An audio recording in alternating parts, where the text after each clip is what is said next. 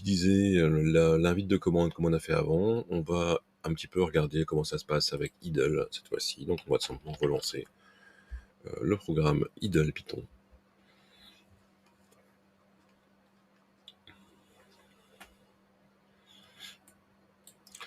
Voilà, donc j'ai un peu grossi la police de caractère par défaut pour que vous voyez un peu mieux au niveau de la vidéo ce qui se passe. Si on reprend notre commande print qu'on a vu tout à l'heure, donc ici si j'écris print, et entre guillemets je vais lui mettre bonjour, je valide par entrée, il va simplement m'écrire bonjour. Vous voyez que par rapport à l'invite de commande, la différence c'est qu'ici on va retrouver des couleurs.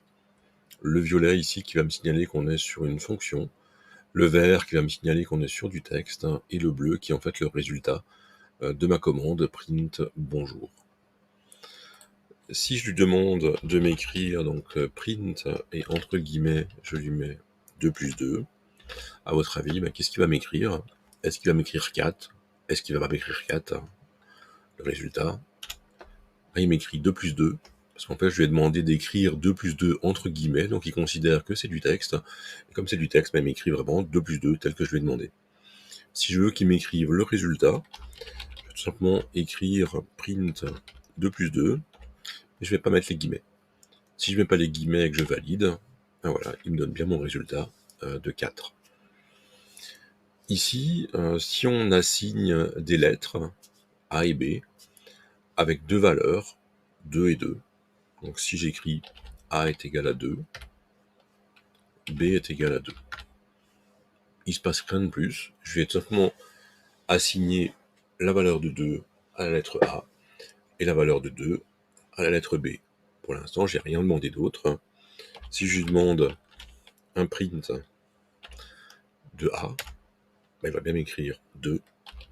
Et de la même façon, si j'écris print B, il va m'écrire 2. Si cette fois-ci je lui demande de m'écrire print A plus B, j'aime bien me retrouver avec mon résultat de 4, tel que je lui demande en fait de me faire simplement 2 plus 2.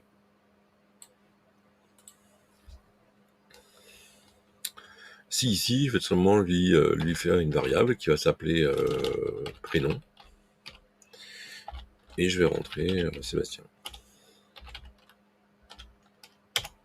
Si je lui demande de m'écrire prénom, j'ai bien Sébastien. Si j'affecte une variable nom avec mon nom de famille, si je lui demande de m'écrire le nom, il m'écrit bien le nom. Si je vais lui demander d'écrire mon prénom plus mon nom, je vais lui demander print donc le prénom plus le nom. Et il m'écrit bien le résultat, Sébastien Bindy. Au niveau de l'écriture, on veut marquer que Sébastien et Bindy c'est accolé, il n'y a pas d'espace entre les deux, tout simplement parce qu'ici en fait on ne lui a pas dit prénom plus nom, le prénom c'est Sébastien, il n'y a pas d'espace, le nom c'est Bindy, il n'y a pas d'espace non plus. Si je veux lui demander de mettre un espace, je vais seulement l'écrire cet espace. Donc je vais mettre prénom, ouvrez les guillemets, espace, fermez les guillemets, plus le nom.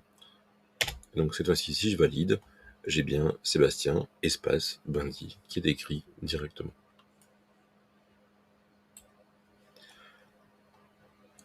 Là, on a un petit peu complexifié la chose. On pourrait aussi l'écrire directement avec une virgule. C'est une autre manière d'écrire, mais c'est vrai qu'elle est beaucoup plus courante en Python. Et surtout, elle évite de mettre l'espace. C'est-à-dire que si ici j'écris prénom, virgule, nom, j'ai directement en fait l'espace qui est mis en place, parce que là, automatiquement, on va lui dire que toutes les variables qui sont séparées par des virgules, automatiquement je mets un espace. Il se rappelle de ce que j'ai mis plus haut, c'est-à-dire que si ici je vais lui dire print A virgule B, je vais bien avoir mon 2 et 2. C'est-à-dire que tant que je suis ici dans mon shell Python, toutes les variables que je lui apprends, il les retient. Si je fais des calculs ou quoi que ce soit dedans, il les retient. Si je fais ici un print A virgule B virgule prénom virgule Non. Ben, vous voyez qu'il m'écrit bien le 2 de Sébastien Bindy. Il sait parfaitement en fait tout ce qui est là-dedans. Voilà. Là, on a vu un petit peu des premières notions d'utilisation de Python. Et bien sûr, ben, au fur et à mesure de l'avancée de notre apprentissage commun, ben, on va complexifier la chose. Là, en fait, ben, moi, j'apprends en même temps que vous. Et ben, donc là, ben, en fait, j'ai appris les premières commandes, les premières utilisations, avec le fameux print Hello World. Donc, comme tout bon programmeur se fait comme première commande. Et donc, on apprend un petit peu ben, à utiliser le langage Python. Voilà, merci à vous en tout cas de m'avoir suivi, et on se retrouve dans une prochaine vidéo.